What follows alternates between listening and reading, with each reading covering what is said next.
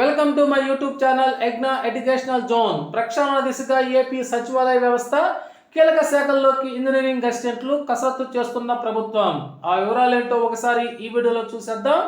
ఏపీలో కొత్త ప్రభుత్వం కీలక నిర్ణయాలు తీసుకుంటోంది. గత ప్రభుత్వం జరిగిన నిర్ణయాల ప్రక్షాళన మొదలుపెట్టింది. అందులో భాగంగా గత ప్రభుత్వం వార్డు గ్రామ సచివాలయ వ్యవస్థను ప్రతిష్టాత్మకంగా భావించింది. ఇప్పుడు కొత్త ప్రభుత్వం ఈ సచివాలయాల ప్రక్షాళన దిశగా అడుగులు వేస్తోంది. కొన్ని విభాగాలకు చెందిన కార్యదర్శులను ఇతర శాఖల్లోకి మార్చాలని యోచిస్తోంది. దీనిపైన ప్రభుత్వం అధికారుల నివేదిక ఆధారంగా తుది నిర్ణయం తీసుకోనుంది. ఇక గ్రామ వార్డు సచివాలయాల శాఖలను ప్రక్షాళన దిశగా ప్రభుత్వం కసరత్తు ప్రారంభించింది. ఇందులో భాగంగా సచివాలయాల్లో విధులు నిర్వహిస్తున్న గ్రామీణ ప్రాంతాల్లో పనిచేసే ఇంజనీరింగ్ అసిస్టెంట్లు, పట్టణ ప్రాంతాల్లో పనిచేసే వార్డు ఎమ్యూనిటీస్ సెక్రటరీలను అనగా మౌలిక వసతుల కల్పన కార్యదర్శులను ఇతర శాఖల్లోకి మార్చాలని యోచిస్తోంది.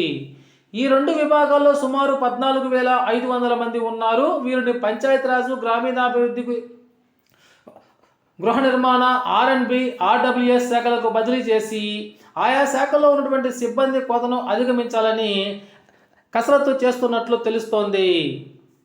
ఇక అభివృద్ధి కార్యక్రమాలకు సంబంధించిన ప్రతిపాదనలు వాటి అమలులో ఎమ్యూనిటీస్ సెక్రటరీలు, అదేవిధంగా గ్రామాల్లో పనిచేసే ఇంజనీరింగ్ అసిస్టెంట్ల పాత్ర చాలా కీలకమైనది. ప్రత్యేకించి నిర్మాణ రంగానికి సంబంధించి గృహాల నిర్మాణ ప్రణాళికకు ఆమోదం మొదలుకొని నిర్మాణాల్లో నాణ్యత ప్రమాణాలు పాటిస్తున్నారా లేదా చూడాల్సిన బాధ్యత కూడా వీరిదే. అలాగే మంచినీటి పైప్ లైన్లు, రహదారులు, కాలువల పనులు పర్యవేక్షణ, అనుమతులు మంజూరు వంటి పనులు కూడా వీరికి చేయాల్సి ఉంటుంది.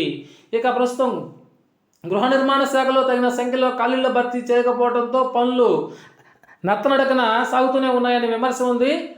గృహ నిర్మాణ శాఖ ప్రధాన కార్యాలయంలో కీలకమైన 3 DGM, 2 జనరల్ మేనేజర్లు, 1 ఈడీ పోస్టు ఖాళీగా ఉంది. జిల్లాల విషయంలోనూ ఇదే పరిస్థితి నెలకొంది. ఈ నేపథ్యంలో పంచాయతీరాజ్, గ్రామీణాభివృద్ధి, గృహ నిర్మాణం, R&B, RWS శాఖలో ఉన్నటువంటి కీలక ఖాళీ శాఖలను సచివాలయ ఉద్యోగులతో భర్తీ చేసేటువంటి అవకాశాలు అయితే కనిపిస్తున్నాయి. ఓకే ఫ్రెండ్స్, ఈ సమాచారం మీకు నచ్చట్లేదు ఒక లైక్ చేయండి.